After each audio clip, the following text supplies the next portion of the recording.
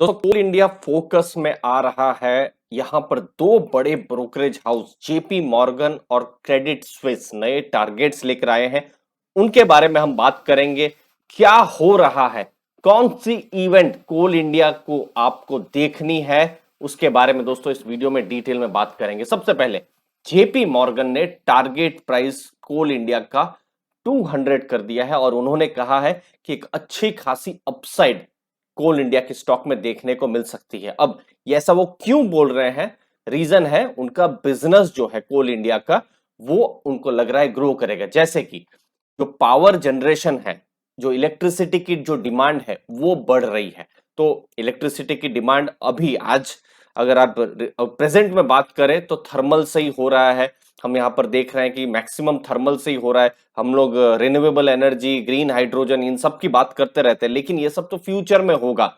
ये तो long term के लिए गवर्नमेंट के प्लान है, रिलायंस, टाटा पावर और दूसरी कंपनियों के प्लान है। बट आज रियलिटी में तो थर्मल से ही हो रहा है और यहाँ पर थर्मल के लिए कोयला कौन प्रोवाइड कर रहा है? कोल इंडिया ही प्रोवाइड कर रहा है। ये एक चीज है। दूसरी चीज है ई ऑक्शंस के प्रीमियम इंक्रीज हो रहे हैं। अब जो थर्मल पावर कंपनियां हैं उनके पास अभी कोयला कम हो गया है, तो इन्वेंट्री उनकी कम हुई है, कोयला कम हुआ है, ई ऑक्शंस हो रहे हैं, तो ई ऑक्शन में भी कोयला महंगा बिक रहा है। तो ये एक कोल इंडिया के लिए पॉजिटिव है। तो उनको लगता है अर्निंग्स जो है इंक्रीज हो सकती है। और मार्केट हमेशा प्रेजेंट को नहीं दोस्तों, ध्यान में रखिएगा, फ्यूचर को देखती है और फ्यूचर को ही मार्केट यहां पर भी हमें लगता है देख रही है।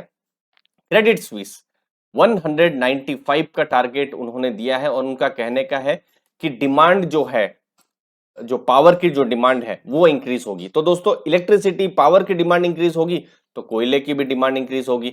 अब क्यों इंक्रीज हो सकती है? क्योंकि अब जो लॉकडाउन्स हैं वो अभी खुल रहे हैं, चीजें अभी आसान हो रही है, जो दुकानें हैं ज्यादा देर चल रही है, तो घर में लोग अभी कम है, इंडस्ट्री में भी काम हो रहा है। तो एक तरीके से अगर पावर डिमांड बढ़ रही है तो कहीं ना कहीं कोल इंडिया को भी उसका फायदा है। अब देखिए उन्होंने जैसे डेटा कहा, जुलाई अगस्त में जो इलेक्ट्रिसिटी या पावर की जो डिमांड है जून से अच्छी थी, तो ये उन्होंने कहा है। और साथ साथ कोल इंडिया में 10% की जो डिविडेंड यील्ड है, जैसे पिछले साल 16 रुपए का डिविडेंड पूरे फाइनेंशियल ईयर में देखें तो दिया था, और अभी स्टॉक प्राइस भी कितना 160-61 के पास ही है। 10% की आराम से डिविडेंड यील्ड आ रही है। इनफैक्ट बहुत लंबे समय तक मैं देख रहा था स्टॉक प्राइस था 130 के लेवल, 140, 150 के लेवल पर था।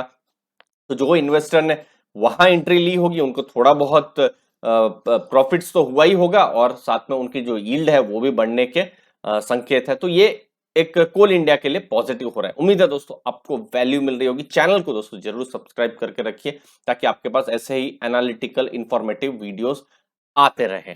अब कोल इंडिया के बारे में क्या हो रहा है, मैं पॉजिटिव भी बताऊंगा, रिस्क भी बताऊंगा। पहले देखिए ई ऑक्शंस के थ्रू में सेल्स बढ़ रही है, डिमांड इंक्रीज हो रही है, जिसके बारे में मैंने संक्षेप में थोड़ी देर में पहले कहा। डिविडेंड 10% की यील्ड है। अब प्रॉफिट बढ़ेंगे तो कोल इंडिया ने बहुत ही सिंपल कहा है कि जितना भी उनका प्रॉफिट होगा, ठीक है, उनका एक खर्चा केपेक्स में करेंगे, केपेक्स में खर्चा, और उसके बाद जो भी पैसा बचा वो डिविडेंड में वो दे देंगे। तो पिछले साल हमने देखा था डिविडेंड भी उन्होंने बढ़ाया था।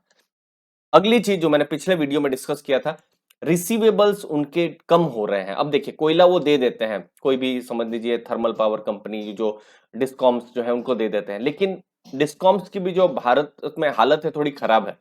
मार्केटिंग कंपनी जो पावर मार्केटिंग कंपनी तो पैसा वापस नहीं दे पा रही थी, थोड़े से पॉलिटिकल इश्यूज भी आ जाते हैं, थोड़े से ये पावर सेक्टर थोड़ा सा स्ट्रेस्ड सेक्टर भी है। तो ये 19,000 करोड़ से भी ऊपर का था जो कोल इंडिया को पैसा मिलना था, तो अभी धीरे धीरे पैसा मिल रहा है और अभी 17,900 करोड़ है।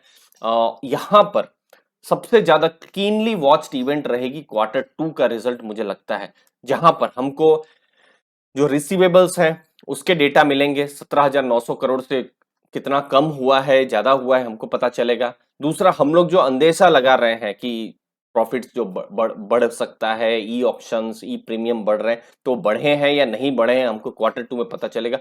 जो मुझे उम्मीद है अक्टूबर नवंबर या फिर उसी समय आएगा। तो जब भी आएगा रिजल्ट तो वो हम आपके साथ शेयर कर देंगे। और कोल इंडिया महंगा भी नहीं है। देखिए मार्केट कुछ 17,000 से ऊपर है, इनफैक्ट बहुत ऊपर मार्केट पहुंच गई है, बट स्टॉक उतना महंगा नहीं है।